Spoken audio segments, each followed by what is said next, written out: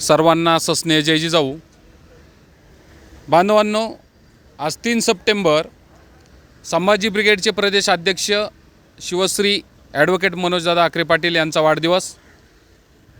हा वाढदिवस साजरा करताना आपण पुणे शहरामधून अनेक विविध प्रकारचे कार्यक्रम घेतलेले आहेत. याच्यामध्ये रक्तदान शिबिर असेल, होतकरू गरजू मुलांना वह्या आणि पुस्तकांचं वाटप असेल, पेन पेन्सिलचं वाटप असेल, अनाथ आश्रमामधल्या मुलांना खाऊचं वाटप असेल. त्याचप्रमाणे आरोग्याविषयी सर्वात महत्त्वाचं की आरोग्याचं निदान माणसासाठी किंवा हॉस्पिटल कशा पद्धतीने गरिबांना लुटतात, बिलामध्ये वाढ केली जाते, गरिबांच्या खिशात अचानक पैसा नसतो आणि मग तारांबळ होते, ओढाताण होते. त्यासाठी आपण संभाजी ब्रिगेडच्या प्रत्येक कार्यकर्त्याचा आरोग्य विमा 10 लाखांपर्यंतचा आपण उतरवत आहोत. आणि पुणे शहरामध्ये संभाजी ब्रिगेडमध्ये 100 ते 150 लोकांचा प्रवेश आज आपण या ठिकाणी घेणार आहोत. नुकतीच शिवसेना आणि संभाजी ब्रिगेड यांची राजकीय युती झालेली आहे. त्या अनुषंगानं अनेक लोकांनी त्यावरती आपले मत प्रकट केले. प्रसारमाध्यम असेल, मीडिया असेल, प्रत्येकाने आपल्या परीनं ही युती कशाप्रकारे योग्य आहे, याचा फायदा काय, तोटा काय, अनेक लोकांचे वेगवेगळे मतप्रवाह आपण पाहिले. त्या संदर्भामध्ये त्याच विषयावरती आपण करणार आहोत एक चर्चा. आपल्यासोबत आहेत संभाजी ब्रिगेड पुणे शहरचे सचिव संदीपजी कारेकर. नेते, मला असं सांगा की आता तुम्ही पाहताय की संभाजी ब्रिगेडची आणि शिवसेनेची युती झालेली आहे. अनेक लोकांनी त्याविषयी चर्चा केल्या, वेगवेगळी आपले मतं मांडली. राजकीय विश्लेषणामध्ये तुम्हाला काय वाटतं, ही युती योग्य आहे की अयोग्य आहे? ही युती योग्यच आहे, कारण आपले विचार आणि शिवसेनेचे विचार हे 90% 95% मिळते जुळते आहेत. काही वैचारिक मतभेद असतील, हे कुठं मतभेद नसतात, सगळीकडेच मतभेद असतात. पण इथं शिवसेनेमध्ये शिव आणि संभाजी ब्रिगेडमध्ये संभाजी म्हणजे हे राजघराण्याशी संबंधित आहे. आणि कुठंतरी शिवाजी महाराजांचा आणि संभाजी महाराजांचा विचार आपण पुढं नेणाऱ्या संघटना आहेत. आणि शिवसेनेला जेव्हा खिंडार पडलेलं आहे, त्यातले बरेचसे आमदार फुटून गेलेले आहेत, ती एकटी पडलेली आहे. त्या टायमाला तिच्या संकटाच्या काळात संभाजी ब्रिगेडने तिला साथ दिलेली आहे. आणि संभाजी ब्रिगेड ही पूर्ण हिंदुत्वाची विचारधारा घेऊन, त्याच्यात शाहू फुले आंबेडकरांचे विचार घेऊन वैचारिक चळवळीने पुढं जात आहे. आणि त्यामुळं दोघांचे विचार घेऊन आपण पुढं जात आहे. आणि ह्या इलेक्शनमध्ये नक्कीच दोघांना फायदा होणार आहे. का तर इथं फक्त भाजप ही फक्त प्रादेशिक पक्षांना गिळणारी संघटना आहे. आणि ही ज्यांच्याबरोबर युती करते त्यांच्याबरोबर त्यांना त्या पक्षांना ही संपवणारी संघटना आहे भाजप. आणि ह्यांचं हिंदुत्व, भाजपचं जर हिंदुत्व बघायला गेलं तर काश्मीरमध्ये ते PDP बरोबर जातात, बिहारमध्ये नितीश कुमारांबरोबर जातात. तेव्हा यांचं हिंदुत्व कुठं होतं? बरं, ह्यांनी सकाळी 5:30च्या वेळी यांनी शपथविधी केला, तेव्हा यांचं हिंदुत्व कुठं होतं? राष्ट्रवादीबरोबर यांनी जे शपथविधी केला होता तेव्हा ह्यांचं हिंदुत्व कुठं होतं? तर भाजप ही फक्त वैचारिक, त्यांना काहीच वारसा उरलेला नाही आहे. ती फक्त सत्तेसाठी कुठंही जायला तयार आहे आणि कोणाचंही हरण करायला तयार आहे. ती ED असेल, CBI असेल, पोलीस डिपार्टमेंट असेल, अशा संघटनांचा, राज्यपाल असेल, अशा लोकांचा उपयोग करून बाकीच्या पक्षांना नमवण्याचं काम करत आहे, त्यांच्यावर दबाव आणण्याचं काम करत आहेत. आता दिल्लीमध्ये झालेलं केजरीवालांचं प्रकरण, सिसोदियांच्या घरी रेड पाडली, कुठं काय निघालं? तिथं पण त्यांना सांगण्यात आलं की तुम्ही भाजपमध्ये या, आम्ही तुम्हाला सगळ्यात तुमच्या चौकशा थांबू. हे कुठलं राजकारण? हे जनता बघत असते. जनता विसरत नसती आणि आता शिवसेनेमधून जे भाजपमध्ये गेलेले आहेत, जे शिंदे गटातले आहेत, ज्यांच्या जवळजवळ 70-80% लोकांवर ईडी आणि CBIच्या फायली त्यांच्या बाहेर काढल्या होत्या, त्यांच्या फायलींचं काय होणार आहे? गावितांची असेल, एकनाथ शिंदेंचे PFच्या फायली असेल, ह्यांचं काय होणार आहे? ह्यांना क्लीन चिट मिळाली का? बच्चू कडूंना तर लगेच दुसऱ्या दिवशी क्लीन चिट मिळाली. हे राजकारण किती घाणेरडं राजकारण आहे हे सगळी जनता माहिती आहे. यांना मतदान मिळेल का? हे पैशाच्या जोरावर हे मतदान पैशाच्या जोरावर दबाव टाकू शकतात, पण मतदान मिळू शकतं का? नाही मिळू शकत. तर अशा भाजपला किती मतदान मिळेल यात शंका आहे. आणि संभाजी ब्रिगेड ही आक्रमक संघटना आहे, ही कधी कोणापाशी झुकलेली नाही आणि ईडीचा दबाव आमच्यावर टाकू शकत नाही, तर आम्ही कुठं काही घोटाळे केलेले नाही. आणि जे बाकीचे उरलेले आहेत शिवसेनेमध्ये त्यांच्यावर कुठल्याही ईडीची कार्यवाही होऊ शकत नाही, म्हणून तर ते उरलेले आहेत आणि ते एक पक्षाशी एकनिष्ठ आहेत.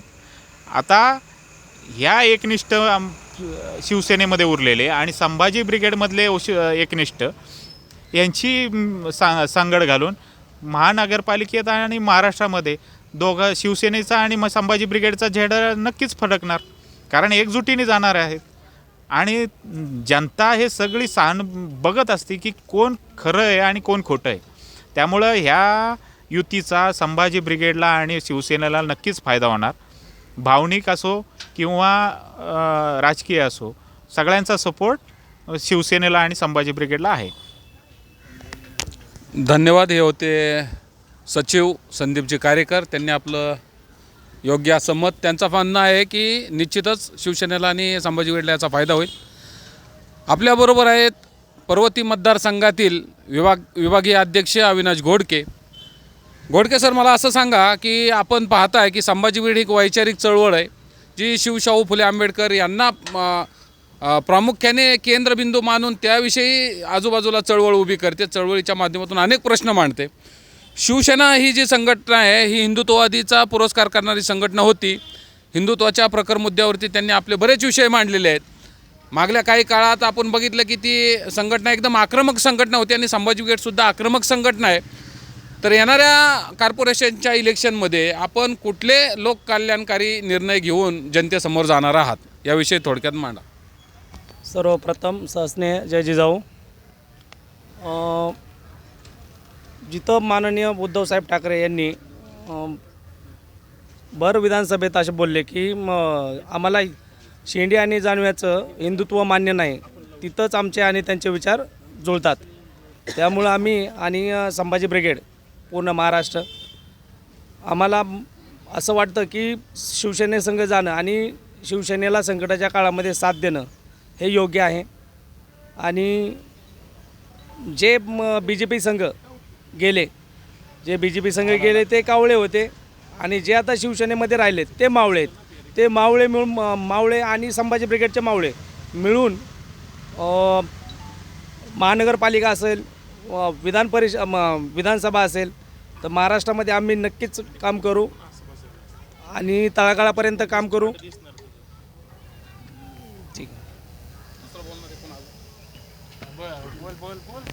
आपल्यासोबत पर्वती मतदारसंघातील जनता वसाहतचे शाखा अध्यक्ष आहेत मानपिंडी. त्यांना आपण विचारूया की ते इथून पुढच्या काळामध्ये ब्रिगेडच्या माध्यमातून कुठली कामं त्यांच्या प्रभागात करणार आहात त्याविषयी त्यांनी जरा 1-2 थोडक्यात सांगावं.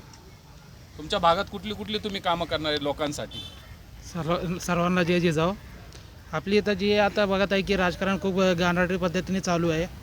आता भाजप आलं, ईडी आलं, यांचं राजकारण बकवास चालू आहे नाही का. आपल्याला आता शिवसेना आणि संभाजी ब्रिगेड ही युती करून आपल्याला चांगलं काही त्या समाजाला करायचं आहे. आपला महानगरपालिका भगवत पडकवायचं आहे. या पद्धतीने कामं केलं पाहिजे की जेणेकरून जनता आपल्याला प्रसन्न होईल. मतं आपल्याला जनतेने दिली पाहिजे. मतं आपण विकत नाही घ्यायची, की जनतेने आपल्याला मतं आपल्याला मनाने द्यायला पाहिजे.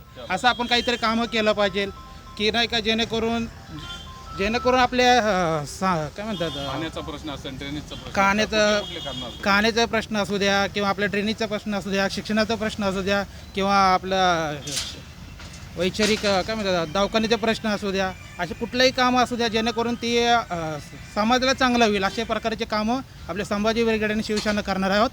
जय जिजाऊ जय जिजाऊ. हे होते जनता वसाहतमधले अध्यक्ष. त्याचबरोबर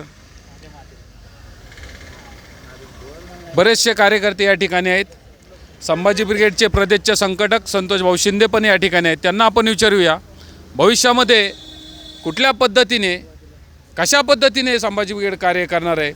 शिवसेनेसोबत त्यांनी जी हातमिळवणी केलेली आहे हे किती बळकट करण्याचा प्रयत्न करणार, कुठली दिशा तुम्ही ब्रिगेडला आणि शिवसेनेसाठी देणार हे आपण त्यांच्याकडून जाणून घेऊयात. आपल्याबरोबर संतोष शिंदे.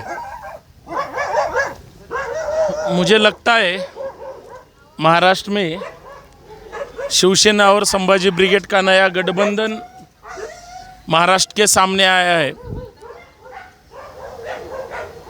हमारे देश की लोकशाही, लोकतंत्र, संविधान, इस देश के हिटलर हुकुमशाह श्री नरेंद्र मोदी जी और उनका पूरा भाजपा, जिस बीजेपी को, आरएसएस को लगता है कि इस देश का संविधान ख़त्म हो, इसके देश का लोकतंत्र ख़त्म हो और प्रादेशिक पार्टियां हो, जो ख़त्म होने के बाद एक ही राष्ट्रीय पक्ष इस देश में जिंदा रहेगा, उसका नाम शायद जिंदा रहेगा, वो बीजेपी है.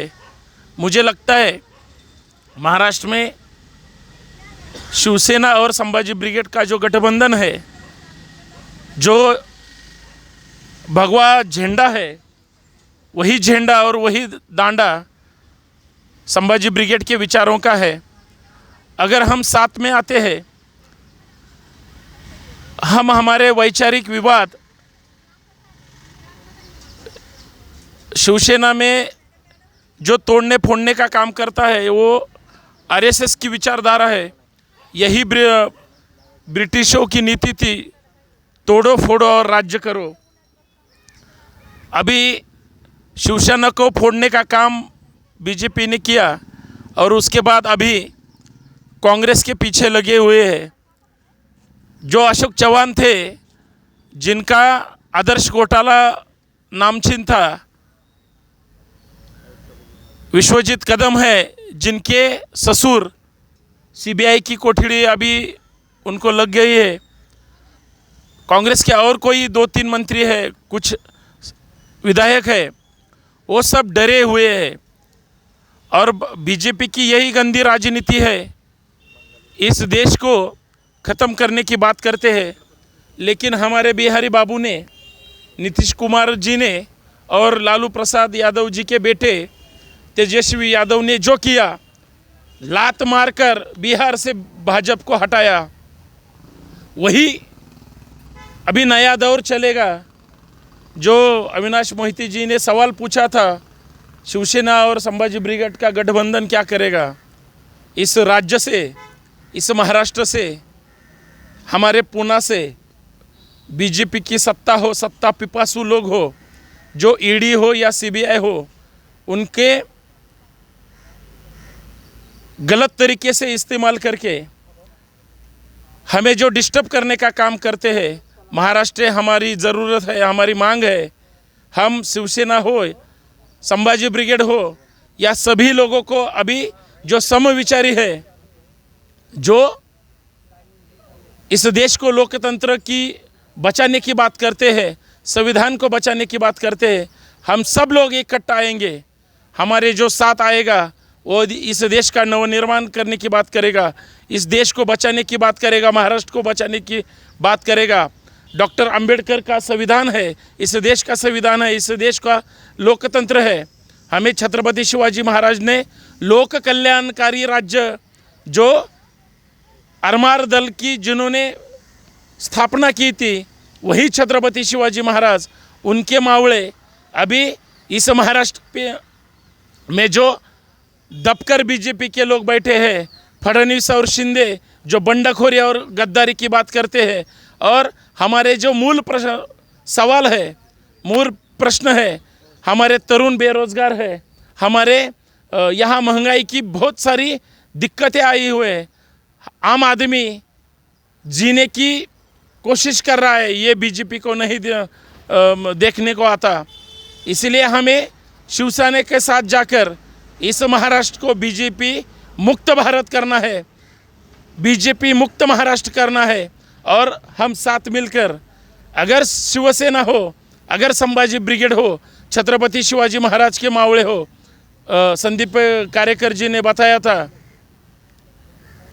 शिवा की जय बोलो और संभा की जय बोलो, यही घोष वाक्य लेकर मनवाद की जड़, इस देश का ब्राह्मणवाद की जड़, इस देश का आम आदमी की जो ज़रूरत है, जो संविधान के खिलाफ हो या आम आदमी के खिलाफ हो, हमें अच्छे रास्ते नहीं मिलते। हमें श्वास लेने पर भी अगर मोदी जी ने जीएसटी लगाया, ऑक्सीजन लेने पर भी जीएसटी लगाया, क्योंकि अभी जीवन आवश्यक जितने भी चीज़ें हैं उन पे 5% जीएसटी लगाया, पहले 28% था।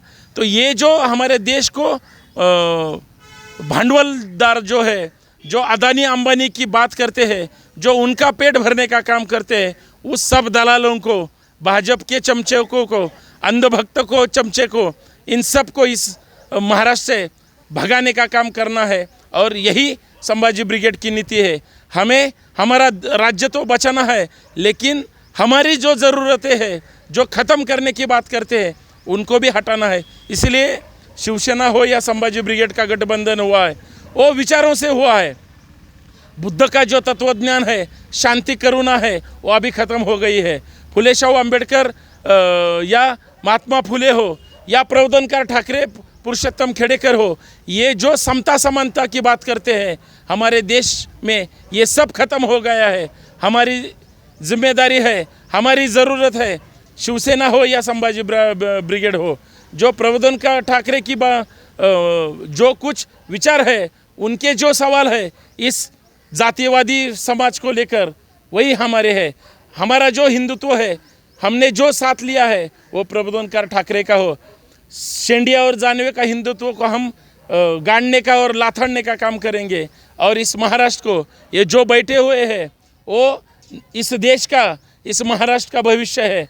इनके बारे में ये जो भी कुछ करेंगे, वो इस देश की हित के करेंगे, महाराष्ट्र के हित में करेंगे, ये विचारों के हित में करेंगे। ये जातीयवाद और धर्मवाद की बातें नहीं करेंगे, ये मनवाद की बातें नहीं करेंगे। ये जाति जाति में जो विवाद लगाने का काम हो रहा है, क्योंकि जो डराने का काम करते हैं, जो धमकाने का काम करते हैं, अशोक चौहान डर गया, अभी दूसरा कौन है? पृथ्वीराज चौहान डर गया, अभी दूसरा कौन है? विश्वजीत कदम डर गया, भारतीय विद्यापीठ में जो काम चल रहा था, उसे किसने डराया? ये सब ईडी और सीबीआई की करतूतें है। हमें उसको गाड़ना होगा और हमें हमारा महाराष्ट्र बचाना होगा, हमें हमारा देश बचाना होगा। और यही संभाजी ब्रिगेड और शिवसेना का गठबंधन है। हम जो डराएंगे उनको भगाएंगे, यही हमारी मांग है। और मैं आपको भी पूछता हूँ, आप क्या करोगे? देखो, देश में जो भी कुछ होगा वही पूना में होता है। हर अलग राज्यों में जो भी कुछ होता है, उनकी मूल जड़ पूना में, पुणे सिटी में, पुणे शहर में होती है। मुझे लगता है ये जो जितने भी बैठे हुए हैं, वो सब परिवर्तन चळवळ, परिवर्तन की बात करते हैं। ये मनुवाद के खिलाफ बोलते हैं, ये जातिवाद के खिलाफ बोलते हैं। हमें इतना ही करना है क्या? लोगों के जो सवाल है, लोगों को डरा धमका कर जो बीजेपी का संगठन बढ़ाने का काम करते हैं, हमें लगता है ये सब मिटाने के लिए आप क्या करोगे? खूप मोठा होईल। काय बोलायचं ते बोला. आत्ताच प्रदेशचे संघटक संतोष शिंदे साहेब यांनी एवढे सखोल माहिती सांगितलेली आहे, तर आता बोलण्यासारखं काही शिल्लक राहिलं नाही असं मला वाटतंय। पुण्यातले मुद्दे पुण्यातले मुद्दे बोलायचे झाले तर तुम्ही बोललेलेच आहे सगळे मुद्दे। तुम्ही सखोल मांडू शकता, मांडले नाही। ट्रॅफिकची समस्या, वाहतूक, महानगरपालिका 2 होणार. एक महानगरपालिकाच आम्हाला चांगले रस्ते देऊ शकत नाही, चांगलं म्हणजे ड्रेनेज सिस्टीम होपलेस झाली, सगळे बोगस महाराष्ट्र पुण्यामध्ये काम सुरू आहे. टेंडरचे मग घोटाळे. त्याला तुम्ही पाठिंबा देणार का विरोध करणार? आता प्रश्न असा विचारल्यावर आम्ही विरोधच करणार ना. जर 2 महानगरपालिका झाल्या तर ते असं काय वेगळं करणार आहे जी एक महानगरपालिका करू शकत नाही. लोकांचे मूलभूत प्रश्न अन्न वस्त्र निवारा याविषयी ते आवाज उठवू शकत नाही, तर मग नंतरची 2 महानगरपालिका करून काय करणार. आत्ताची रस्त्याची परिस्थिती बघितली तर रस्त्याची एकदम चाळण झालेली आहे. म्हणजे अक्षरशः रस्त्यात खड्डे की खड्ड्यात रस्ते अशी परिस्थिती या महानगरपालिकेत म्हणजे या पुणे शहरात झालेली आहे. माणसांनी जर एखादी डिलिव्हरी असणं 9 महिन्याची प्रेग्नंट बाई जर रस्त्याने चालली तर मला असं वाटतं तिची रस्त्यातच डिलिव्हरी होती की काय, असा प्रश्न या पुणे शहरात झाला आहे. मला वाटतं गेल्या मागल्या आठवड्यातच एक वयस्कर जोडपं ॲक्टिवावरून आपल्या शेंगड रोडने चाललं होतं. रस्त्यामध्ये ॲक्टिवा गाडी एवढ्या मोठ्या प्रमाणात आदळली गेली की दोघांनाही जीव गमवायची वेळ आली. म्हातारा माणूस अजूनही कोमात आहे. बघा म्हणजे परिस्थिती काय आहे या पुणे शहराची या सत्ताधाऱ्यांनी करून ठेवली. या भाजपच्या लोकांना यांची सत्ता होती 5 वर्ष, यांना लाजा वाटायला पाहिजे की लोकांचे प्रश्नसुद्धा आपण सोडवू शकलेलो नाही. आणि कुठल्या हिंदुत्वाचा आणि कुठल्या ह्याच्या तुम्ही बाता करता. म्हणजे बडे बडे बातान गांड खायला आता अशी परिस्थिती तुमची झालेली आहे पुणे शहरामध्ये.